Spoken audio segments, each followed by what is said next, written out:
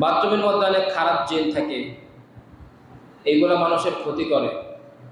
এজন্য রাসূল দোয়া শিখাইছেন, সুন্নাত দোয়া, হে আল্লাহ, আমি আপনার কাছে আশ্রয় প্রার্থনা করছি খারাপ জিন থেকে, মিনাল খুবুসি ওয়াল খাবাইস, জিনদের মধ্যে যে নারী পুরুষ আছে, নারী জিন ক্ষতি করে পুরুষদের, আর পুরুষ জিন ক্ষতি করে নারীদের। এজন্য আল্লাহ রাসূল দুই শ্রেণীর জিন থেকেই পানা চেয়েছেন।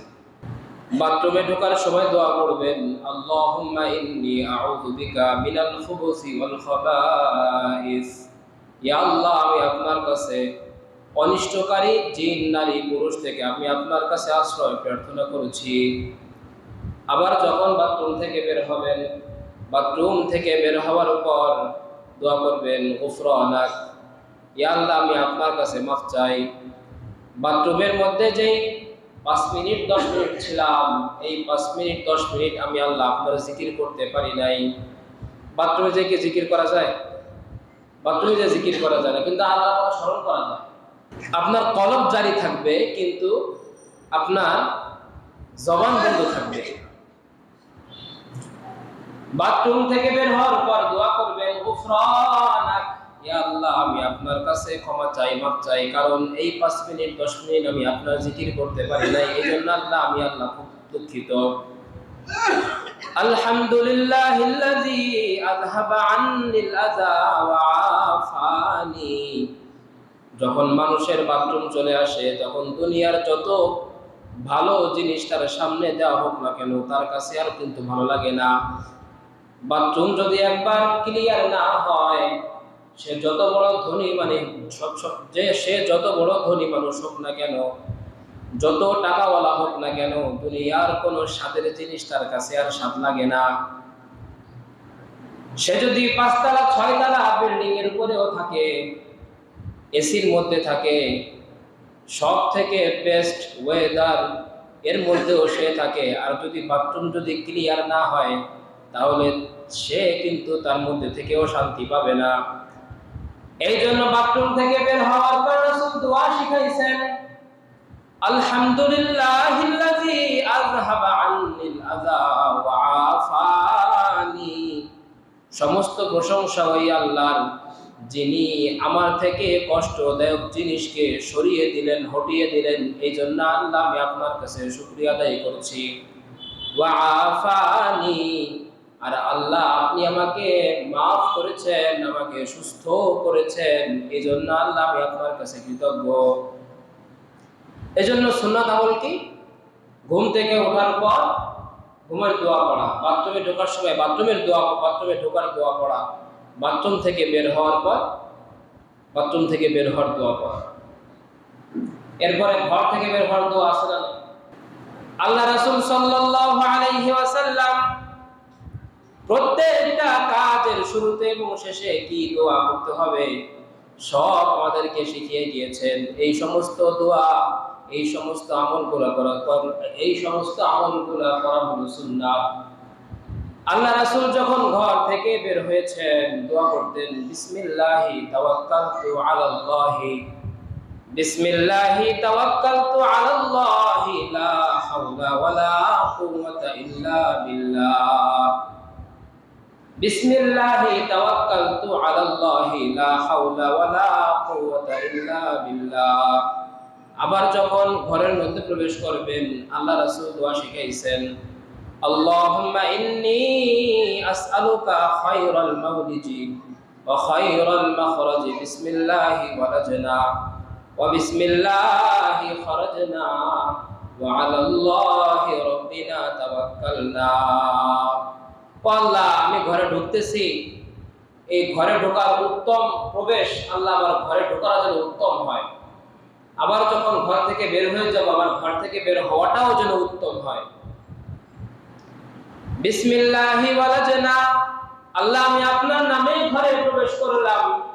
বিসমিল্লাহি খারাজনা, আল্লাহ, আমি আপনার নামেই আবার ঘর থেকে বের হব। ওয়া আলাল্লাহি রাব্বিনা তাওয়াক্কালনা, আর আমি আমার রব আল্লাহর উপরেই তাওয়াক্কুল করলাম। এই দোয়া পড়ে যখন ঘরের মধ্যে ঢুকবেন, তখন আপনার ঘরের মধ্যে কোনো খারাপ জিনিস, কোনো অনিষ্টকারী জিনিস আপনার কোনো ক্ষতি করতে পারবে না। আবার যখন আল্লাহর নাম নিয়ে বের হবেন, যখনই আল্লাহর নাম নিয়ে বের হবেন, মানুষ যখন ঘর থেকে বের হয় তখন মানুষের পিছে একটা শয়তান লাগে। আর বান্দা যখন এই দোয়া পড়ে বের হয়, বিসমিল্লাহি তাওয়াক্কালতু আলাল্লাহি লা হাওলা ওয়ালা কুওয়াতা ইল্লা বিল্লাহ, বান্দা যখন এই দোয়া পড়ে ঘর থেকে বের হয়, ওই শয়তান তার থেকে দূরে চলে যায়। আর একজন ফেরেশতা আল্লাহ তাআলা তার জন্য নিযুক্ত করে দেন। বলেন সুবহানাল্লাহ। এই জন্য রাসূল প্রত্যেকটা স্টেপ বাই স্টেপ রাসূল দোয়া শিখাইছেন। এই প্রত্যেকটা দোয়ার মধ্যে আমরা তো গুরুত্ব দেই না। এই দোয়ার মধ্যে অনেক ফজিলত, এই দোয়ার মধ্যে অনেক পাওয়ার, এই দোয়ার মধ্যে অনেক ফজিলত। এই দোয়ার উপর যদি আমল করা যায় তাহলে কেমন যেন আপনি প্রত্যেকটা স্টেপে আপনি আল্লাহর কাছে সাহায্য চাচ্ছেন। প্রত্যেকটা স্টেপে আপনি কেমন যেন আল্লাহকে আপনার সঙ্গেই রাখতেছেন। প্রত্যেকটা মুহূর্তে কেমন যেন আল্লাহ আপনার সঙ্গেই আছে।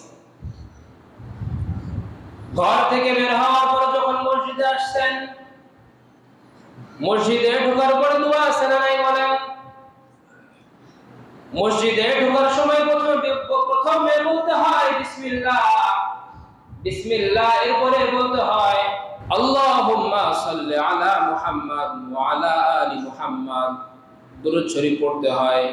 সংক্ষেপে যদি বলেন বিসমিল্লাহি ওয়াস সালাতু ওয়াস সালামু আলা রাসূলিল্লাহ আল্লাহুম্মা ইফতাহ লি আবওয়াব রাহমাতিক।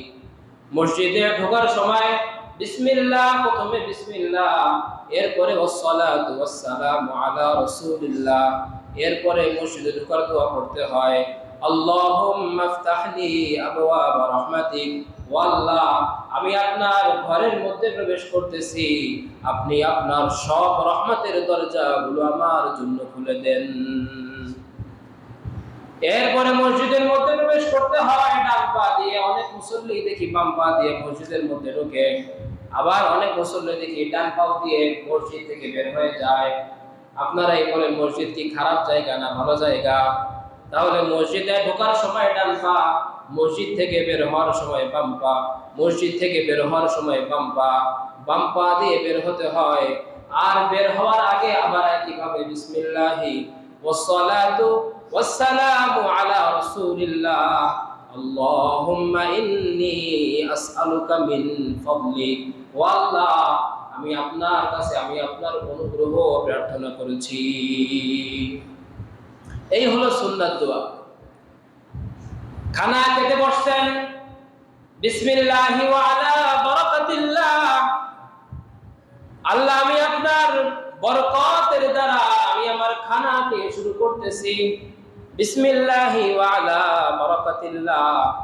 বান্দা যখন এই দোয়া পড়ে তখন বান্দার সঙ্গে আর শয়তান বসতে পারে না। মানুষ যখন খানা খেতে বসে, মানুষের সঙ্গে শয়তানও খানা খেতে বসে।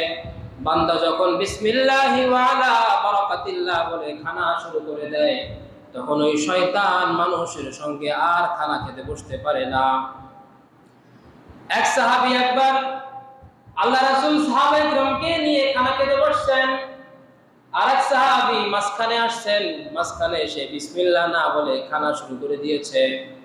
খানা শুরু করে দেওয়ার পর মাঝখানে ওই সাহাবী বিসমিল্লাহ বলতে শুরুতে ভুলে গিয়েছিল। এবার মাঝখানে যখন বিসমিল্লাহর কথা মনে পড়ছে, ওই সাহাবী সঙ্গে সঙ্গে বলে উঠছে বিসমিল্লাহি আউওয়ালাহু ওয়া আখিরাহ, বিসমিল্লাহি আউওয়ালাহু ওয়া আখিরাহ। শুরুতেও বিসমিল্লাহ, শেষেও বিসমিল্লাহ। এই কথা যখনই বলেছে আল্লাহ রাসূল হেসে দিয়েছেন। হেসে দিয়ে বলতেছেন, তুমি যখন বিসমিল্লাহ ছাড়া খানা শুরু করছিলা, শয়তান তোমার সঙ্গে খানা খেতে শুরু করছিল, কিন্তু তুমি যখন মাঝখানে বিসমিল্লাহি আউওয়ালাহু ওয়া আখিরাহ যখন এই দোয়া পড়েছো, তোমার এই দোয়া পড়ার সঙ্গে সঙ্গে শয়তান যা খেয়েছিল সব বমি করে ফেলে দিয়েছে। বলেন সুবহানাল্লাহ। খাবার শুরুতে বিসমিল্লাহি ওয়া আলা বারাকাতিল্লাহ, বিসমিল্লাহ যদি ভুলে যান, বিসমিল্লাহি আউওয়ালাহু ওয়া আখিরাহ, খানার মাঝখানে খানা শেষ হওয়ার পর বলবেন আল্লাহ আলহামদুলিল্লাহিল্লাযী আত'আমানা ওয়া সাকানা ওয়া জা'আলানা মিনাল মুসলিমিন। সমস্ত প্রশংসা আল্লাহর জন্য। আলহামদুলিল্লাহিল্লাযী আত'আমানা, যিনি আমাকে খানা খাইয়েছেন, ওয়া সাকানা, যিনি আমাকে পান করিয়েছেন, ওয়া জাআলানা মিনাল মুসলিমিন, এবং আমাকে মুসলমানদের অন্তর্ভুক্ত করে দিয়েছেন। খানা শেষ করার পর আরেকটা দোয়া আছে, আলহামদুলিল্লাহিল্লাযী আত'আমানি হাযা আত-তা'আমা ওয়া রাযাকানিহি মিন গায়রি হাওলিন মিন্নি ওয়ালা কুওয়া। সমস্ত প্রশংসা ওই আল্লাহর জন্য, যে আল্লাহ আমাকে এই খাবার খাওয়ার তৌফিক দিয়েছেন, অথচ এই খাবার নিয়ে আসা, এই খাবার খাওয়ার মতো আমার তো কোনো শক্তি ছিল না।